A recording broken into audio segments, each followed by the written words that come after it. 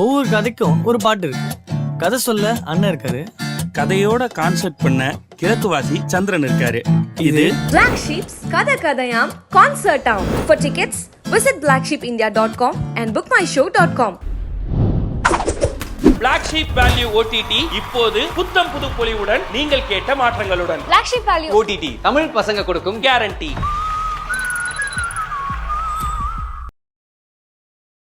இதயம் திரையரங்க படம் மூலமாக தமிழ் சினிமாவுக்குள்ள வந்து ரேடியோ ஏஷியா அப்படிங்கிற ஒரு ஆர்ஜேவாகவும் இருந்தவர் அவர். சரிங்களா, அதெல்லாம் விட ராட்சசமான நடிப்பால் இன்னைக்கு மகாராஜாவை தமிழ் சினிமாவில் வளம் வந்துட்டு இருக்கக்கூடிய மிக முக்கியமான ஒரு நடிகர். ஆக்சுவலாக சொல்ல போனா இந்த இடத்துல இவன் உட்காந்துட்டு இருக்கணும். ஆள வந்தான் மாதிரி டாஸ்ல வந்து பூ விழுந்த இடத்துல தலை விழுந்திருந்தா இந்த இடத்துல நீ, அந்த இடத்துல நான் அப்படின்னு வரல கமல். அந்த மாதிரி அந்த நான் சொன்னல ஆர்ஜே ஃபைனலில் அந்த இருந்த 5 பேர்ல வினோத் வரும். இன்னைக்கு வந்து மகாராஜா பார்க்கும்போது வினோதோட ஃபர்ஸ்ட் ஷாட் அந்த படத்துல சமைச்சிட்டு இருப்பான். பார்த்த உடனே வந்து டே ராட்சசன்டா அப்படின்னு கத்திட்டான். ஃபர்ஸ்ட் ஷோ நான் பார்க்குறேன், டே நம்ம ராட்சசன்டா அப்படின்னு கத்தினான் பின்னாடிலேருந்து ஒருத்தன். அப்படின்னா அந்த ராட்சசன் வந்து 5 வருஷம் இருக்குமா? 6 வருஷம். இந்த அக்டோபர் தான் 6 வருஷம். 6 வருஷம் கழிச்சு அந்த படம் ஞாபகம் வந்து அதுல ஒருத்தர் நடிச்சு அதை ஒருத்தர் ஞாபகம் வச்சுட்டு சொல்றாங்க அப்படின்னா, நான் இன்னும் சொல்றேன், நீங்க படத்துல பாக்குற அளவுக்கு ரொம்ப கொடூரமானவங்களாம் இவன் கிடையாது. பேசிக்கா வீட்டுல பள்ளி கத்துனா வீட்டுக்குள்ள போய் கதவு முடிக்கிற ஒரு சாதாரண. Black Sheep's நினைவோ ஒரு பறவை presented by Dhanvantralaya Ayurveda speciality hospital மற்றும் ஆச்சி மசாலா. வணக்கம், வெல்கம் டு பிளாக் ஷீப் நினைவு ஒரு பறவை presented by Dhanvantralaya Ayurveda speciality hospital. நினைவு ஒரு பறவை நிகழ்ச்சி எப்படிப்பட்ட நிகழ்ச்சி அப்படின்னு பார்த்தீங்கன்னா, தமிழுக்கும் தமிழ் ரசிகர்களுக்கும் நிறைய நல்ல நினைவுகளை கொடுத்த, அவங்க துறையில் நிறைய நல்ல நினைவுகளை கொடுத்த மிகப்பெரிய ஜாம்புவான்களுடைய நினைவுகளை மீட்டி பார்க்குற நிகழ்ச்சி. நிகழ்ச்சிக்கு யார் வந்திருக்காங்க அப்படின்னு பார்த்தீங்கன்னா, 2004 இருந்து இந்த குரல் வந்து நமக்கு எல்லாருக்கும் நெருக்கமான குரல். முக்கியமாக சொல்லணும்னா, இப்போ எல்லாரும் சென்னையில் காலையில் எந்திரிக்கும் போது ஹலோ சென்னை அப்படின்னு சொல்லி அவங்களை எழுப்பக்கூடிய குரல். இன்னும் சொல்ல போனால் அவங்க காதுகளுக்குள் கூடு கட்டக்கூடிய ஒரு தேன் குரல், ஆண் குரல் பாலாஜி வேணுகோபால் அவர்கள். வணக்கம். ஆனால் நிகழ்ச்சிக்கு வந்ததுக்கு வணக்கம். வணக்கம். தேன் குரல் ஆண் குரல்னா ஐயோ பொறுப்பு ரொம்ப ஜாஸ்தி ஆயிடுச்சு. உண்மையிலேயே நிறைய நிறைய நிறைய நிறைய நல்ல நினைவுகளை நீங்கள் தமிழ் சமூகத்துக்கு கொடுத்துருக்கீங்கன்னா அதெல்லாம் மீட்டி பார்க்க போகிற நிகழ்ச்சி தான் அந்த நிகழ்ச்சி. நினைவு நிகழ்ச்சியில் நம்ம நிறைய நினைவுகளை மீட்டிட்டு இருக்கோம்னா, இப்போ ஒரு இன்ட்ரெஸ்டிங்கான ஒரு நண்பர் உங்களை சந்திக்க இங்கே வந்திருக்கார். என்னையா? ஆமாம், உங்களை சந்திக்க வந்திருக்கார். இதயம் திரையரங்க படம் மூலமாக தமிழ் சினிமாவுக்குள்ள வந்து ரேடியோ ஏஷியா அப்படிங்கிற ஒரு ஆர்ஜேவாகவும் இருந்தவர் அவர். சரிங்களா, அதெல்லாம் விட ராட்சசமான நடிப்பால் இன்னைக்கு மகாராஜாவை தமிழ் சினிமாவில் வளம் வந்துட்டு இருக்கக்கூடிய மிக முக்கியமான ஒரு நடிகர் வினோத் சாகர் அவர்களை அன்போடு நிகழ்ச்சி கிடைக்கும். ஐயோ நீயா? வணக்கம் வணக்கம் வணக்கம். நானே தான். ஃப்ரெண்டுன்னு சொன்னீங்களே. ஒரு நிமிஷம். இல்லடா. சார் இதே நம்பர் தான் ஜிபே. இல்லை நீங்கள் சொன்ன மாதிரி பேசிடுறேன். உன்னை புகழ்ந்து பேசணும் அதானே? ப்ளீஸ். என்னடா பர்ஃபார்மன்ஸ்லாம் போட்டுருக்கோம்? இல்லை இதே ஜிபே நம்பர் இதே நம்பரான்னு கேட்டாங்க. ஆமாம், அதுதான் சொன்னேன். புகழ்ந்து பேசுறதுக்கு எவ்வளோ கொடுக்கணும், உண்மை பேசுறதுக்கு எவ்வளோ கொடுக்கணும்? அதான் உண்மையை பேசுறது ஃப்ரீ தானே? ஃப்ரீ தான். அப்போ உண்மையை பேசி விட்டுருவோம். இவனுக்கு காசுலாம் கொடுக்க முடியாது. ஆக்சுவலாக சொல்ல போனா இந்த இடத்துல இவன் உட்காந்துட்டு இருக்கணும். ஆள வந்தான் மாதிரி டாஸ்ல வந்து பூ விழுந்த இடத்துல தலை விழுந்திருந்தா இந்த இடத்துல நீ, அந்த இடத்துல நான் அப்படின்னு வரல கமல். அந்த மாதிரி அந்த நான் சொன்னல ஆர்ஜே ஃபைனலில் அந்த இருந்த 5 பேர்ல வினோத் ஒருத்தர். ஸோ அது வரைக்கும் வினோத் நல்லா பர்ஃபார்ம் பண்ணியிருந்தான். ஃபைனல்ஸ் போது அவன் என்ன ஆச்சுன்னு அவனுக்கு தெரியல. பாலாஜி பார்த்து கொஞ்சம் நர்வஸ் ஆயிட்டான் அப்படின்னு சொல்ல முடியாது. அன்னைக்கு ரோயல் மிகப்பெரிய சந்தோஷமான விஷயம் தான் கூட தான். இன்னைக்கு அவர் பண்ற படங்கள், அவர் பண்ணக்கூடிய கேரக்டர்ஸ்லாம் அவ்வளோ வெர்சடைலா இருக்கு. முக்கியமா மலையாளம், தெலுங்கு, தமிழ் எல்லா மொழிகளையும் கலக்கிட்டு இருக்கீங்க. ரொம்ப நல்லா ரோல் பண்ணுது. நாயாட்டுன்னு ஒரு படம். இல்ல வினோத், எனக்கு பர்சனலாவே வந்து வினோதோட வளர்ச்சி அவ்வளோ சந்தோஷம் எனக்கு. ஏன்னா ஃபர்ஸ்ட் வந்து வினோத் ஒரு வாய்ஸ் ஆர்டிஸ்ட். ஓகே, அவன் வந்து ரேடியோ இங்கேருந்து போயிட்டு துபாய் போய் ரேடியோவில் இருந்துட்டு அதுக்கப்புறம் அவனோட லைஃப் ஜேர்னியே ரொம்ப வித்தியாசமான ஒரு ஜேர்னி. ரொம்ப ஏர்லியாக வேற கல்யாணம் நடந்து குழந்தைகள் இந்த மாதிரி. ஸோ அதெல்லாம் இருக்கு இல்லையா? அதெல்லாம் இருக்கும்.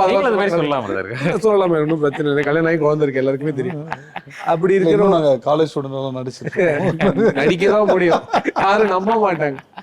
ஸோ வினோதோட பியூட்டி என்னன்னா, அந்த வாய்ஸ்ன்ற ஒரு விஷயத்துல டப்பிங்ல is very very strong. So dubbing ஆர்டிஸ்டாவே அவன் நிறைய படங்கள்ல, நிறைய பெரிய படங்கள் எல்லாம் ஒர்க் பண்ணியிருக்கான். ப்ளஸ் என்னன்னா, அவனுக்கான டியூ வந்து அந்த ராட்சசன் படத்துல கிடைச்சிச்சு. எனக்கு அது ரொம்ப சந்தோஷம். அப்புறம் இப்போ லேட்டஸ்டா மகாராஜால திருப்பி எல்லாரும் வினோதை பத்தி பேசுறாங்க. நடுவில் நிறைய மலையாள படங்கள்லாம் பண்ண. ஆனா நான் இன்னும் சொல்றேன், நீங்க படத்துல பாக்குற அளவுக்கு ரொம்ப கொடூரமானவன்லாம் இவன் கிடையாது. பேசிக்கா வீட்டுல பள்ளி கத்துனா வீட்டுக்குள்ள போய் கதவு முடிக்கிற ஒரு சாதாரண. ரீசெண்டா அவரே வருத்தப்பட்டிருந்தாரு. நம்ம அப்படியே ப்ரோகிராம் தானே, ஏன் ப்ரோகிராமா மாத்தீங்க? இல்ல, உன்னை பத்தி நான் ஒரு 4 வார்த்தை பெருமையா பேசினா நீ என்ன பத்தி பேசுவேன்ற ஒரு நம்பிக்கையில அப்படி இந்த ஜிபே வருதோ வரலையோ கொடுப்போமோ மாட்டோமோ சொல்லிட்டு பரவாயில்ல. சரி பிரதர், பாலாஜனுடைய நட்பு பத்தி ஆரம்பிக்கலாம். சொல்லுங்க, எங்க முதல்ல சந்திச்சீங்க, எப்படி உங்களுக்கு? ரேடியோ ஸ்டேஷன்ல தான் சந்திச்சது. ஆர்ஜி அட்ல போய் பார்க்கும்போது முன்ன தெரியாது. அப்பதான் பாலாஜினை அப்ப இன்ட்ரோ பண்ணேன். ஃபர்ஸ்ட் டைம் இப்படி பார்த்தோம். உனக்கு ரேடியோ பத்தி ஒண்ணும் தெரியாது, உனக்கு எனக்கும் தெரியாது, நீ தான் ஃப்ரெண்ட் அப்படின்றது. அப்புறம் 3ஆவதா ஒருத்தர் தான், அவனாலதான் நாங்க இன்னும் பயங்கரமா ஃப்ரெண்ட் ஆனோம். 2 பேரும் ரேடியோ டேஸ்ல, அந்த ரேடியோ ஆர்ஜிஎன் டேஸ்ல வந்து கண்டிப்பா மிமிக்ரி ஒரு பேஸா இருந்திருக்க வாய்ப்பு இருக்குன்னு நினைக்கிறேன். மிமிக்லாம் பண்ணுவீங்களா 2 பேரும்? ஏதாவது வாய்ஸ்? இல்ல, வாய்ப்பு இல்லையா? 2 பேரும் எப்படி ஆர்ஜே பண்ணும்போது அது வரும்ல, நான் கேஷுவலா உள்ள வந்துரும். அதெல்லாம் பட் எங்களுக்கு இல்லங்க, ரொம்ப நேரம் பேசி வாய்ஸ் வேணா மாறி போயிடும். அது வேணா நீங்க மிமிக்ரி வேணா சொல்லிக்கலாம், வரலாம், அது பிரச்சனை இல்லை. பட் என்னன்னா, அந்த நான் பேசிக்கா மிமிக்ரியை வந்து இந்த மிமிக்ரி கலைஞர்கள் அதுக்காகவே டெடிகேட் பண்ணி பண்றவங்களுக்கு நாங்கள் எப்பவுமே சான்ஸ் கொடுத்துருவோம். ஏன்னா எனக்காவது ஒரு வேலை இருக்கு. இப்போ மிமிக்ரி வாய்ஸஸ் தேவைப்படும் போது நானும் அதே பண்ணிட்டேன் அப்படின்னா நான் வந்து யாரையாவது எடுத்து கொண்டு வர முடியாதுன்னு ஒரு விஷயம் இருக்குல்ல. அதை மட்டுமே நம்பிட்டு இருக்கிறவங்களுக்கு நம்ம என்ன பண்ணுவோன்னு ஒரு கேள்வி இருக்குல்ல. ஸோ அதனால இன்ஃபேக்ட் நான் இயக்கிற படத்துலேயே நான் நடிக்க மாட்டேன். ரொம்ப இப்போ லக்கி மேன்லேயே வந்து யோகி பாபு வந்து நீ பண்ணியே ஆகணும் டார்லிங்னு சொன்னதுனால பண்ணேன். ஒரு எனக்கா நீ நடிக்கிற அப்படின்னு சொன்னதுனால நான் அதை பண்ணேன். அது சின்ன ரோல் தான். அதுவும் என்ன பியூட்டினா எத்தனை பேர் கிடைக்கும்னு தெரியாது. நான் பணிபுரிகிற ரேடியோ ஸ்டேஷனில் நான் பண்ணுற ஷோவோட ரேடியோ ஜாக்காவே நான் என் படத்தில் நடித்தேன்.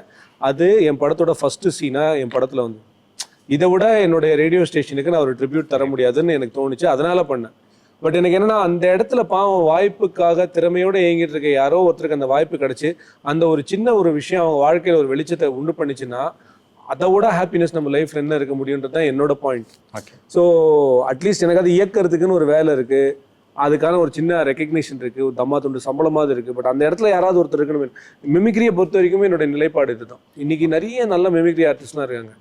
அந்த அவங்களுக்கான ஒரு இடத்த நம்ம அவங்களுக்கு கொடுக்கணுன்றதுனால தான் நாங்கள் அதை பண்றது. 2 பேருமே அது ஒரு கான்ஷியஸான டெசிஷன். அது ரொம்ப பெருசாலாம் யோசிக்கிறது இல்லை. ஓகே, 2 பேரும் அந்த ஆர்ஜிஎன் டேஸ்ல பேசியிருக்கீங்களா? நம்ம இப்படி ஆகணும், ஒரு ஆக்டர் ஆகணும், நீங்க அப்படிலாம்? சத்தியமா இல்லை. இல்ல, நான் ஆக்டர் ஆகணும்னு இவன்ட்ட சொல்லியிருக்கேன். ஓகே, சத்தியில அப்ப நான் சொன்னேன், இல்லடா உனக்கு ஆர்ஜிங்கே வர மாட்டேங்குது, ஆக்டரா என்ன பண்ண போற அப்படின்னு சொல்லி. இல்ல, நான் நடிக்கணும்னு சொல்லி அதுக்கப்புறம் 1-2 பேர்ட்ட இன்ட்ரோ பண்ணலாம் சொல்லிட்டு இருந்தான் அவன். அது நடிக்கணும்ன்ற ஆசை நிறைய பேர் என்னால சொல்ல முடியல, அது இவங்கிட்ட சொல்ல முடிஞ்சது என்னால.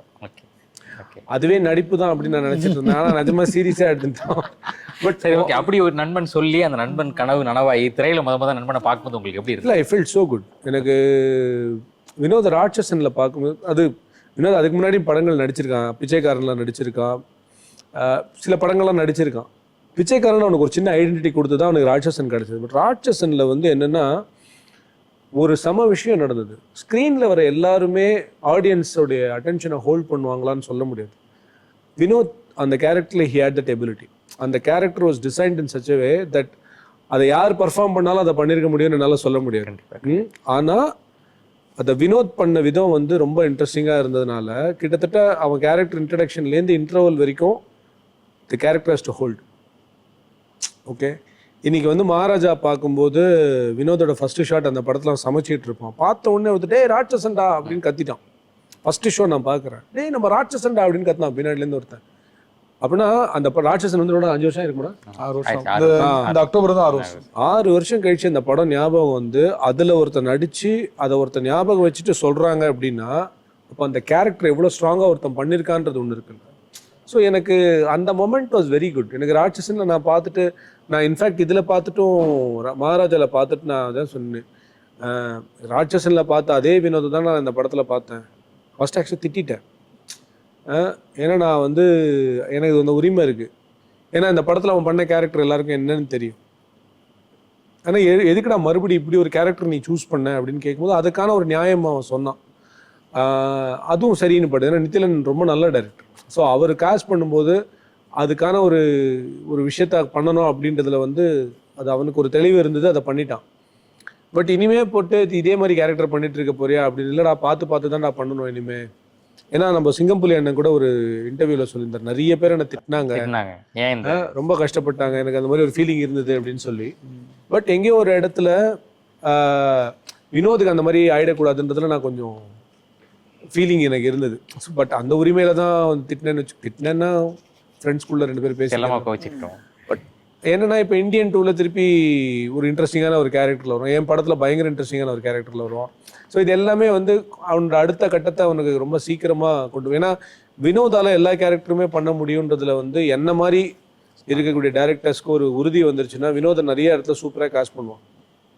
ஸோ அது மட்டும் எனக்கு நம்பிக்கை இருக்கு. அதே மாதிரி உங்களுக்கு ரிட்டன் டைரக்டட் பை வேணுகோபால் அப்படின்னு வந்தப்போ எப்படி பாலாஜி வேணுகோபால்ன்றப்போ உங்களுக்கு எப்படி இருந்தது? தூங்கிட்டான். ரொம்ப சந்தோஷமா இருந்துச்சு. அது ரொம்ப ஃபீலிங்கான ஒரு விஷயமா தான் இருந்தது. ஏன்னா அதை ஃபர்ஸ்ட் பானிபூரியில் பார்த்தது. ஓகே, பானிபூரி வந்து ரொம்ப சின்ன பட்ஜெட்டு, இருக்கிற காஸ்ட் எல்லாம் வச்சு சுருக்கி வச்சு அடிச்சு, ஏன்னா அவ்வளோ கஷ்டப்பட்டான். அதில் 17 டேஸில் பண்ணல, 15 டேஸில் ஒரு 8 எபிசோடு பண்ணுறதுன்றது வந்து அவ்வளோ ஒரு சிரமமான ஒரு விஷயம். ஒரு இயக்குனர் ஆகணுன்றதுக்காக மேக்ஸிமம் எஃபோர்ட் போட்டு அவனோட இன்ஃப்ளூயன்ஸ் எல்லாம் போட்டு ஒரு விஷயம் அது பண்ணி அதுக்கப்புறம் அது பண்ணும்போது நிஜமாவே ரொம்ப எமோஷ்னலாக தான் அது பானிபூரியில் எனக்கு தெரிஞ்சு. எனக்கு இப்போ லக்கிமேன் பார்க்கும்போது அது ஓகே இது வந்துட்டா அப்படின்றது, ஆனால் பானிபூரி எனக்கு ரொம்ப இதுவாக ரொம்ப ஓகே சூப்பர். நம்ம ஜிவி அண்ணனை பற்றி பேசிகிட்டு இருந்தோம். அவருடைய பாட்டு பற்றி பேசினப்போ நீங்கள் அவருக்கு ரொம்ப உங்களோட மோஸ்ட் ஃபேவரட் ஜிவி சாங் அப்படின்னு ஏகப்பட்டது இருக்குங்க. ஆனால் எனக்கு மறக்க முடியாத சாங் ஒன்று சொல்கிறேன். ஓகே. பூக்கள் பூக்கும் தருணம் பாட்டு, மதராசப்பட்டினம். ஸோ அந்த பாட்டு என்னென்னா, அப்போல்லாம் நாங்கள் வந்து ஜிவி இப்போயும் அப்படி தான், ஓகே எப்பயுமே அப்படி தான். திடீர்னு ஜிவிக்கே வாடா போயிட்டு நம்ம ஒரு பைக்கில் கொஞ்சம் சுற்றிட்டு வரலான்னு, அப்போ தான் விஜய் சார் வந்து ஜிவி கிட்ட அந்த சுச்சுவேஷன் சொல்லியிருக்காரு. ஓகே. ஸோ என் பைக் பின்னாடி உட்காந்துட்டு அப்படியே கம்போஸ் பண்ணிகிட்டே வந்திருக்கேன். திடீர்னு பைக்கை நிறுத்தினா, ஒரு பல்சர் பைக் வச்சுருந்தேன். அப்போ திடீர்னு எல்டாம்ஸ் ரோடு கிட்டே ஒரு இடத்துல வண்டியை நிறுத்திட்டு, டேய் இது எப்படி இருக்குது சொல்கிறான்னு சொல்லிட்டு பாடிலாம் காமிச்சு, நல்லா இருக்குடா அப்படின்னு சொல்லிட்டு சரின்னு அமிச்சிட்டேன். அதுதான் இந்த பாட்டுன்னு எங்களுக்கு தெரியாது. ஒரு 2 டேஸ் கழிச்சு நான் அந்த ரூப்குமார் ராத்தோட்னு ஒரு சிங்கர் பாடின ஒரு பாட்டு நான் ஜிவிக்கு சும்மா மெயில் பண்ணுறேன். கேட்டுட்டு இது ரொம்ப நல்லா இருக்குடா, இது ரொம்ப இன்ட்ரெஸ்டிங்காக இருக்குது அப்படின்னு. திடீர்னு பார்த்தா 4 நாள் கழிச்சு ஜிவி ஃபோன் பண்ணி எனக்கு, டே அந்த சிங்கர் வச்சு தாண்டா எடுத்துகிட்ருக்கோம், என்னப்பா சொல்கிற அப்படின்னு பார்த்தா, அந்த சிங்கரை வச்சு அந்த நான் வந்து எத்தேச்சியாக சும்மா அமிச்சேன், ஒரு நல்ல சிங்கர்ரா கேட்டுப்பாரு அப்படின்னு. அப்படி போன ஒரு விஷயம் வந்து திடீர்னு ஜிவி வந்து அவரை வச்சு அந்த சாங் எடுத்திருக்காரு. ஸோ அது பியூட்டிஃபுல்லாக வந்தது அந்த பாட்டு. பூக்கள் பூக்கும் தருணம் இன்றைக்கும் வந்து one of the biggest hits of GV Prakash.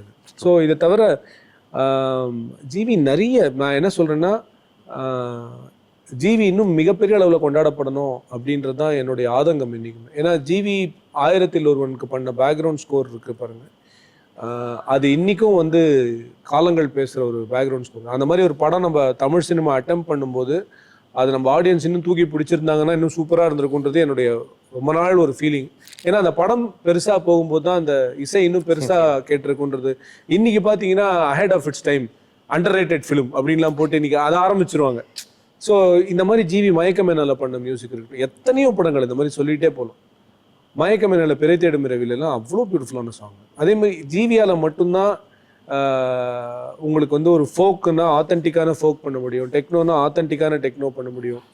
And வரிகளுக்கு ரொம்ப முக்கியத்துவம் கொடுக்குற பாடல்களை ரொம்ப அழகாக யோசித்து பண்ண முடியும். ரொம்ப நல்ல பெக்யூலரான டேஸ்ட் இருக்கக்கூடிய மியூசிக் ஜிவியால் கொடுக்க முடியும். ஏன்னா இப்போ சர்ஃபிரான ஒரு படம் வருது, அக்ஷய்குமார் படம் வருது. இப்போது அந்த சர்ஃபிராக்கு அவர் பண்ண பாடல்கள்லாம் கேட்கறதுக்கு எனக்கு முன்னாடியே சான்ஸ் கிடச்சிச்சு. ஒரு அன்பிலீவபுளாக இருக்கும். எப்போ நமக்கு எப்படி இருக்கும்னா, எங்கள் கூடவே தான் உட்காந்துட்டு இருப்பாரு, ஜாலியாக பேசிகிட்டு இருப்போம், கலாட்டா பண்ணிட்டு இருப்போம். ஆல்மோஸ்ட் நாங்கள் சென்னையில் ஜிவி ஷூட்டிங் இல்லாமல் இருந்தாங்கன்னா ஆல்மோஸ்ட் நான் டெய்லி பார்க்குற ஒரு ரொம்ப நல்ல ஃப்ரெண்ட் எனக்கு. ஸோ நமக்கே தெரியவே காலையிலேருந்து கூடவே தானப்பா இருக்கேன், நீ எப்பப்பா போய் என்ன பண்ண அப்படின்னு திடீர்னு ஹீல் டூ தட். ஸோ அது காட்ஸ் கிஃப்ட்டு. ப்ளஸ் என்னென்னா அந்த வேலைக்கு ரொம்ப ரொம்ப நேர்மையாக ஹீல்